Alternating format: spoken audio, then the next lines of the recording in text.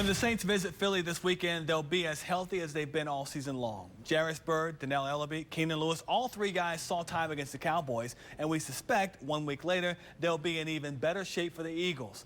As for Drew Brees, there's no doubt that this guy, he's physically ready for Week 5. Here's Sean Fazan. Last week, he was limited. This week, Drew Brees wanted to make one thing clear regarding his shoulder injury. I'm full. I told the trainers and Sean to take me off the injury report. I don't like being on there. As for his first day after his first game back, Brees described the bumps and bruises as an ordinary Monday morning. I figured it would be typical game soreness, just like there always is. But, I mean, guys up front kept me relatively clean, so I figured I'd be okay coming in, and, you know, I was. Just your typical soreness. Brees says he's still doing rehab despite being a full go at practice. But his most physically demanding work may be coming away from the facility. My best rehab is when I'm home.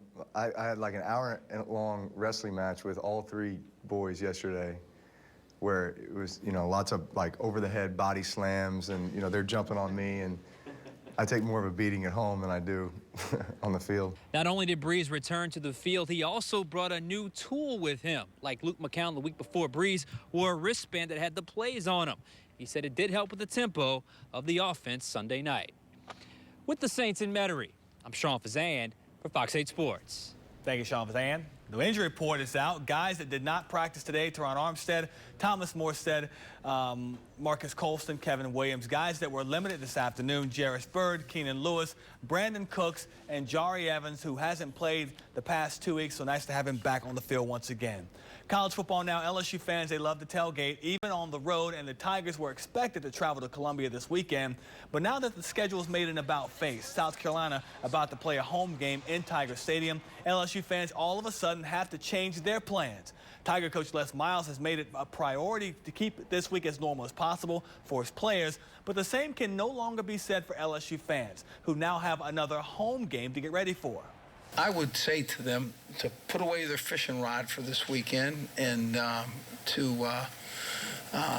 you know, that weekend that you were going to, you know, take your wife someplace because there wasn't a home game, that you postpone those plans and you pull the RV up, and you start cooking, and you come back to your comfortable confines of Tiger Stadium and start making a lot of noise. Sounds good to me. 993 yards in 4 games and 20 touchdowns. Brother Martin's Bruce Jordan Swilling has been unstoppable this season, and it hasn't gone unnoticed. Jordan Swilling was selected as the Greater New Orleans Amateur Athlete of the Month for September. Jordan Swilling has had rushing games of 333 and 271 yards. He had a 5-touchdown game where 2 other scores were nullified because of penalties. The Crusaders are 4-1. They're on the road this Friday at Sulphur. Now to our Pelicans, who are in experimental mode during the preseason. It's because you've got a new coach taking on an entirely new group of players, and he has to find the right combination. But he's also got to answer some questions in the middle. With center Alexia Jensa out for up to 6 weeks with a hamstring injury, a backup for center Omer Eshik has to be found. I think this is the time of year where you really got to try to find out the combination of guys that you can play and how, you know, how they really, the chemistry with those guys and how they fit together. It doesn't matter what position I play. I played some center last year when me and Ryan was in the game, but it doesn't matter. You know, I just go out there and play basketball.